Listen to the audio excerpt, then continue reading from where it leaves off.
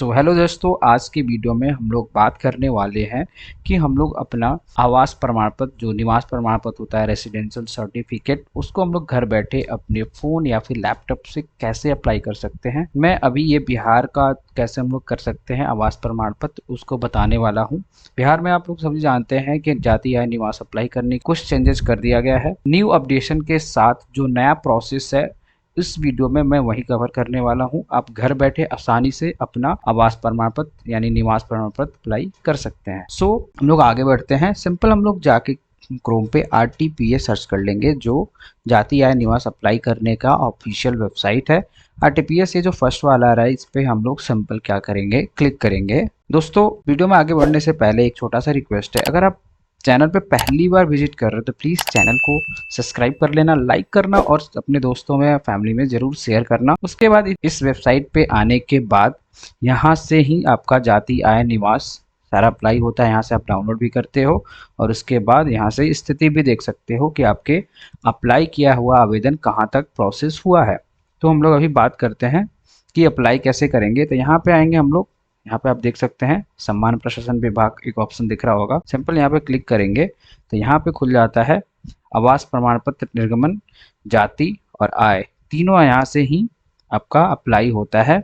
आवास पे हम लोग क्लिक करेंगे तो यहाँ पे 3 स्तर पे आ जाता है। तो सबसे पहले आपको अंचल स्तर पे बनाना पड़ता है, फिर अनुमंडल स्तर पे बनता है, फिर जिला स्तर पे बनता है। दोस्तों बेसिकली जनरली क्या होता है, हमारा अंचल स्तर पे ही बनता है। तो सिंपल इस पे हम लोग क्लिक कर लेंगे।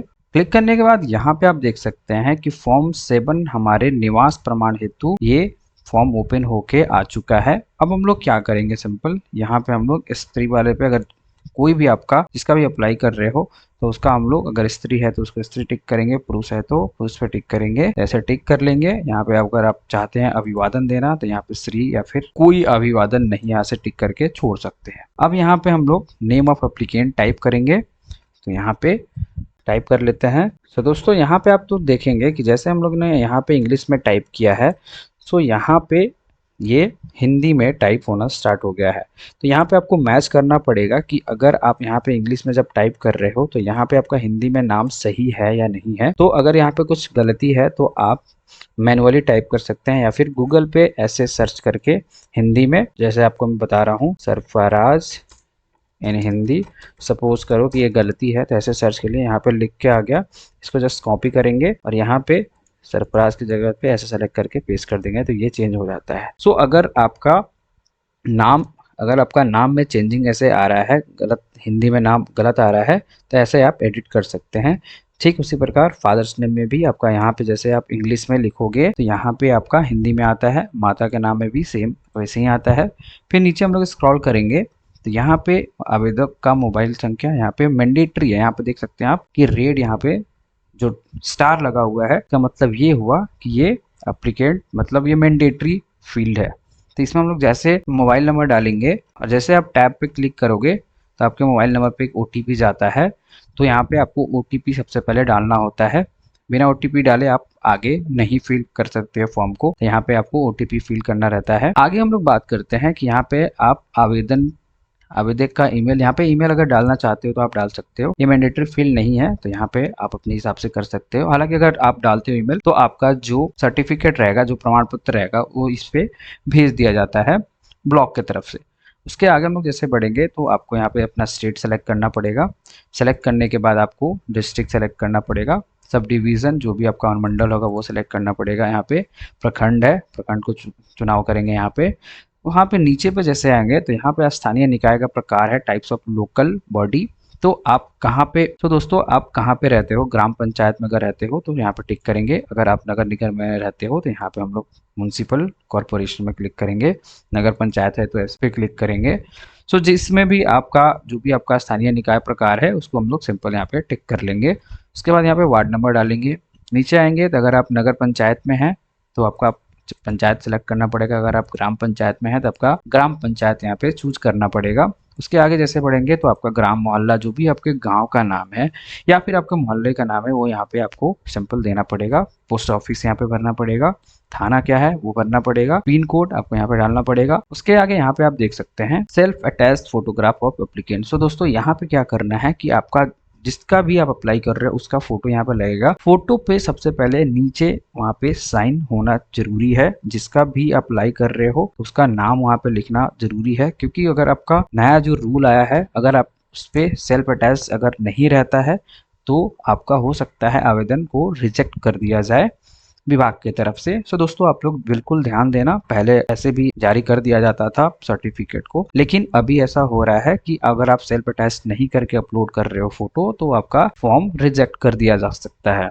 तो दोस्तों जरूर यहाँ पे सेल्फ अटैच्ड आप करके ही फोटो अपलोड करेंगे। अब इसके आगे देखते हैं हम लोग। यहाँ पे निकास का प्रकार यहाँ पे स्थायी है कि अस्थायी है। अस्थायी मतलब आपका जो घर है वो आपका प्रॉपर्टी है, मतलब आपके नाम पर है, आपके पापा के नाम पे है तो अस्थायी होता है। अस्थायी जैसे कि आप रेंट पे रहते हो तो उसको हम लोग अस्थायी कहते हैं। और यहाँ पे डालना है पर्पस ऑफ एप्लीकेशन, मतलब आप किस पर्पस से निवास प्रमाण पत्र आप बनवा रहे हो, तो जो भी आपका कारण है यहाँ पे आप लिख सकते हैं। अब आते हैं जो मेन चेंजेस बिहार सरकार द्वारा यहाँ पे किया गया है। सो दोस्तों यहाँ पे आप देख सकते हैं कि आवास प्रमाण पत्र के साक्ष्य हेतु आवेदक आवेदिका के माता पिता पूर्वज का निम्नांकित अभिलेख समुचित माना जाएगा। तो दोस्तों जो ये आपको जितना भी डॉक्यूमेंट्स का नाम यहाँ पे दिया गया है, इसमें से आपको एक कोई भी अब अपलोड करना पड़ेगा आपको निवास प्रमाण पत्र बनाने के लिए। तो पहले हम लोग का तरीका था कि जब हम लोग को सिर्फ आधार कार्ड देना पड़ता था और हमारा जाति या निवास बन के आ जाता था, लेकिन यहाँ पे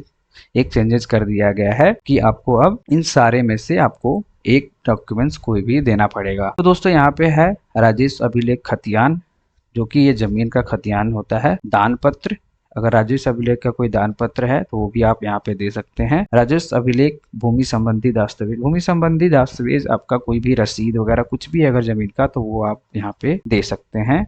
राजेश अभिलेख भूमिहीन को आवंटित जमीन से संबंधित अभिलेख, मतलब राजेश अभिलेख आपको सरकारी कोई भी ऐसा डॉक्यूमेंट है जमीन के रिलेटेड, अगर आपके पास भूमि नहीं है मतलब आपके पास जमीन नहीं है तो कुछ आपके नाम पे जमीन अगर सरकार ने किया है वो भी यहाँ पे आप दे सकते हैं।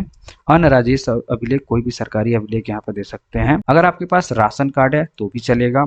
निर्वाचन पर पहचान पत्र, मतलब आपका जो वोटर आईडी कार्ड है अगर आपके पास है, ये तो 100% सबके पास होता ही है तो ये भी आप दे सकते हैं। यहाँ पे विद्युत पत्र, जो आपका इलेक्ट्रिसिटी बिल होता है वो भी सबके घर में आता है तो वो भी यहाँ पे आप दे सकते हैं, वो भी वैलिड है। दूरभाष पत्र, जो आपका लैंडलाइन का जो भी बिल होता है वो भी यहाँ पे आप दे सकते हैं। मतलब कि इन सारे में से कोई भी एक आपके पास अगर दस्तावेज है तो आप आसानी से अपना आवास प्रमाण पत्र निवास अप्लाई कर सकते हैं। अब आगे बढ़ेंगे। यहाँ पे हम लोग आई एग्री पे टिक रहेगा, यहाँ पे हम लोग कैप्चा फिल करेंगे। कैप्चा फिल करने के बाद सिंपल हम लोग यहाँ पे प्रोसीड वाले बटन पे क्लिक करेंगे। तो दोस्तों मैंने अभी तक भरा नहीं है, फटाफट इसको भर के हम लोग प्रोसीड वाले बटन पे क्लिक करते हैं, फिर आगे देखते हैं। तो दोस्तों यहाँ पे आप देख सकते हैं जैसे मैंने प्रोसीड किया तो ये सारा डिटेल्स हमारा ओपन होके आ जाता है। तो एक बार हम लोग क्रॉस चेक कर लेंगे, अगर इसमें कुछ गलती है तो इसको हम लोग एडिट कर सकते हैं यहाँ से। अगर सब कुछ सही है तो सिंपल हम लोग क्या करेंगे, यहाँ पे अटैच एनेक्स्योर वाले ऑप्शन जो दिख रहा है यहाँ पे हम लोग सिंपल क्लिक कर देंगे। क्लिक करने के बाद यहाँ पे आप देख सकते हैं कि 2 डॉक्यूमेंट्स हम लोग को यहाँ पे देना है। पहला है यहाँ पे आइडेंटिफिकेशन डॉक्यूमेंट ऑफ एप्लीकेंट, यहाँ पे सेलेक्ट करेंगे, यहाँ पे आधार कार्ड, इसको हम लोग सिंपल यहाँ पे अपलोड कर देंगे। और दूसरा है निर्वाचन पहचान पत्र, क्योंकि मैंने वहाँ पे जो भी ऑप्शन दिया गया था वहाँ पे निर्वाचन पहचान पत्र सेलेक्ट किया था तो यहाँ पे टिक करेंगे और यहाँ पे निर्वाचन पहचान पत्र यानी वोटर आईडी कार्ड यहाँ पे अपलोड कर देंगे। और अपलोड करने के बाद सिंपल हम लोग क्या करेंगे, ध्यान रखना दोस्तों कि आपका जो ये फाइल होना चाहिए वो पीडीएफ फाइल में होना चाहिए। आपका जेपीजी फाइल नहीं चलेगा, यहाँ पे पीडीएफ फॉर्मेट में ही आपको यहाँ पे अपलोड करना रहता है। तो आप सबसे पहले अपना आधार कार्ड और जो भी आप डॉक्यूमेंट्स यहाँ पे डालने वाले हो तो वो पीडीएफ में आप लोग पहले बना लेना। अगर आपको जेपीजी से पीडीएफ बनाना नहीं आता है तो मैं ऑलरेडी इस पे वीडियो बना के रखा हूँ, वो डिस्क्रिप्शन में मैं लिंक डाल दूंगा, वहां से आप जाके देख सकते हो। अब हम लोग क्या करेंगे, सिंपल सेव एनेक्स्योर वाले ऑप्शन पे क्लिक करेंगे। अपलोड करने के बाद यहाँ पे आप देख सकते हैं एनेक्स्योर लिस्ट में देख सकते हो आधार कार्ड निर्वाचन पहचान पत्र यहाँ पे आपका अपलोडेड है। अब क्या करेंगे हम लोग, सिंपल क्या करेंगे हम लोग यहाँ पे सबमिट वाले ऑप्शन पे क्लिक कर देंगे। सबमिट करते ही आपका यहाँ पे एक्नॉलेजमेंट स्लिप यहाँ पे जनरेट हो जाता है, जो रिसिप्ट कहा जाता है। यहाँ पे आपका ये रिसिप्ट आ जाता है। तो दोस्तों आप लोग समझ गए हो कि घर बैठे हम लोग अपना निवास प्रमाण पत्र कैसे अप्लाई कर सकते हैं अपने मोबाइल फोन पर से या फिर लैपटॉप से। मिलते हैं ऐसे इन्फॉर्मेटिव वीडियो के साथ, तब तक के लिए जय हिंद।